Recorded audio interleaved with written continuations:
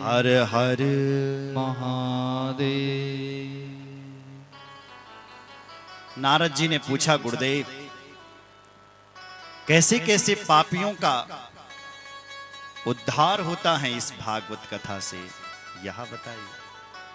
तो तब श्री सनक कुमार ऋषि कहते हैं, सुनो नारद जी, ये मान वह पाप कृतस्तु सर्वदा सदा दुराचार रता विमान गगा क्रोधाग्निदग्धा कुटिलस्य कामिना सप्ताह यज्ञेन कलो पुनन्ति ते। हे नारद, ये मान वह पाप कृतस्तु सर्वदा, जे मानव ना अपना जीवन में कभी शुभ कर्म न किया हो, हमेशा पापाचार, दुराचार, भ्रष्टाचार, अत्याचार में ही अपना जीवन गवे दिन बन, जय का अंदर क्रोधाग्नि दग्धा कुटिलाश्च कामिना, जिसके अंदर क्रोध भरा हुआ है, काम, मोह, मद, मात्सर्य, कुटिलता भरी हुई है, ऐसा व्यक्ति जब मर जाए और मरने के बाद प्रेत बन जाए और तब इस कथा को सुन ले 7 दिन तक, तो सप्ताह यज्ञ कलुह पुनन्ति ते, उसका भी उद्धार हो जाता है। औरों की तो बात ही क्या।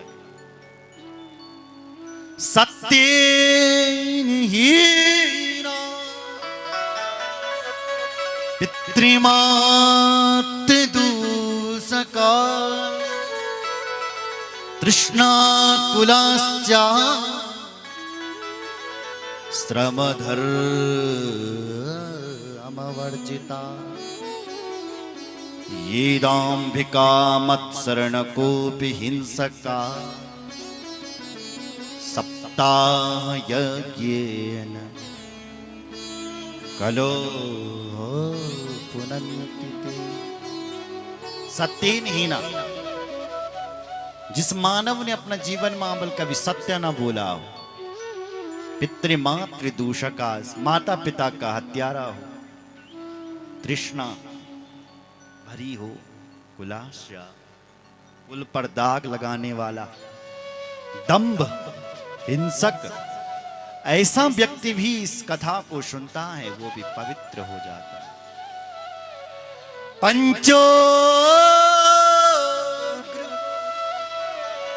पंचोग्र पापाश्चनछद्मकारिण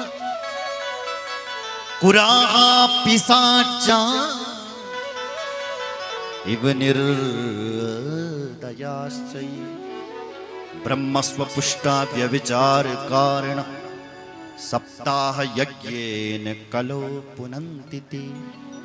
पंचोग्र पापा, 5 प्रकार के पाप, छल छद्म कारण, छल करने वाला दूसरे के साथ, कपट करने वाला, दुराचार करने वाला, ऐसा व्यक्ति, क्रूर कर्म करने वाला, मरने के बाद पिशाच, निर्दयी और ब्रह्म हत्या को जो प्राप्त हो गया हो, ऐसा भी व्यक्ति इस कथा को सुन लेता है तो तय केवल मुक्ति भेजानी।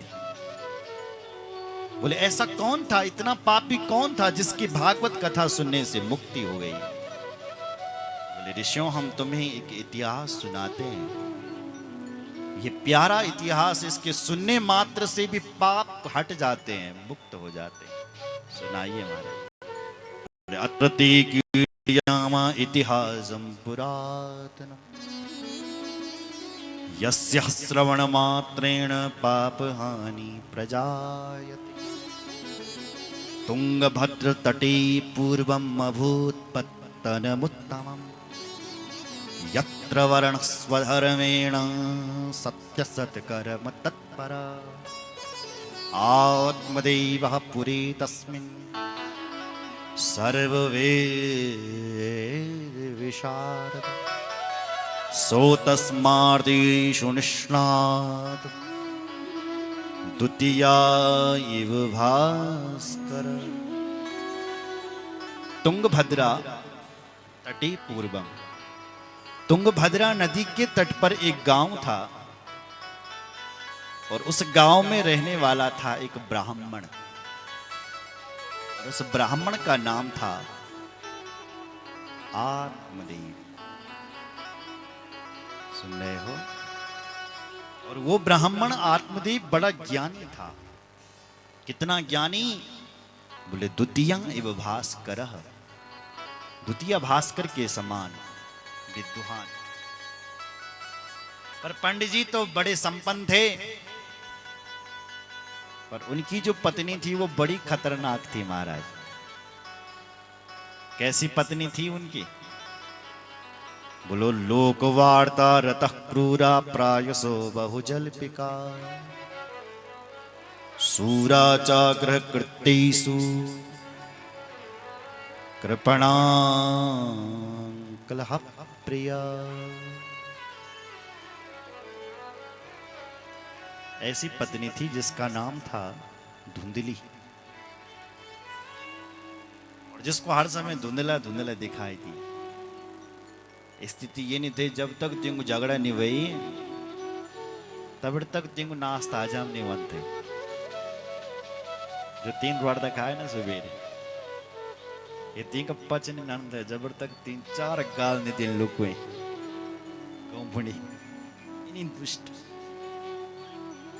पंडित जी फिर भी अपना निर्वाह कर ही रहे थे। दोनों पति और पत्नी के मन में एक ही दुख था कि कोई बेटा भी नहीं था और बिटिया नहीं थी। यही दुख था, क्योंकि ब्राह्मण जानता है अपुत्रस्य गतिर्नास्ति स्वर्गे ने वचने वच। एक दिन ब्राह्मण सोच रहा है पुत्र के बिना तो गति नहीं होती है और उसको स्वर्ग नहीं मिलता है।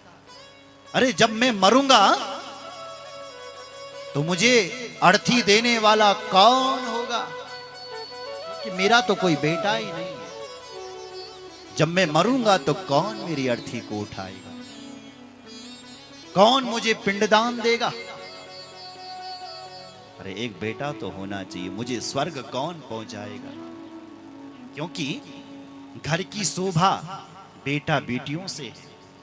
मेरा घर तो ऐसा है जैसे मंदिर बहुत सुंदर है, पर क्या करें मंदिर में पुजारी छे।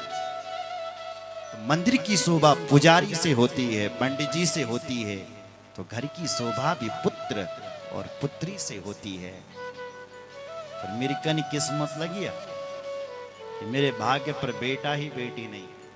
तो एक दिन ब्राह्मण खिन्न मना होकर के घर से निकल पड़ा। एकदा साधुजो दुःखा गृहं त्यक्त्वा वनं गता। बड़ा दुख हुआ एक दिन और वन के लिए निकल पड़ा। वन में पहुंचा और एक जगह जोर जोर से रोने लगा। कहीं से एक बाबा जी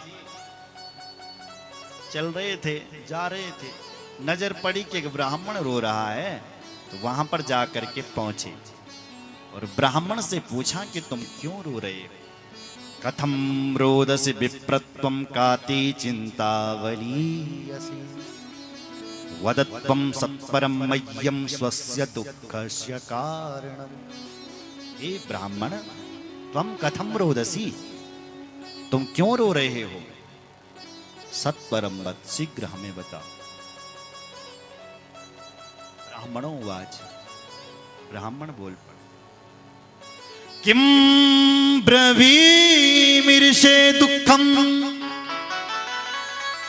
पूर्व पापेन संचितम मदीया पूर्वजास्तोयम कौर्णमुपभुंजते। हे महाराज क्या बताऊं, पूर्व जन्म के सारे पाप उदय हो गए। क्यों? बोले इस जन्म में संतान नहीं, न बेटा है न बेटिया है। मेरे जन्म के लिए तो धिक्कार।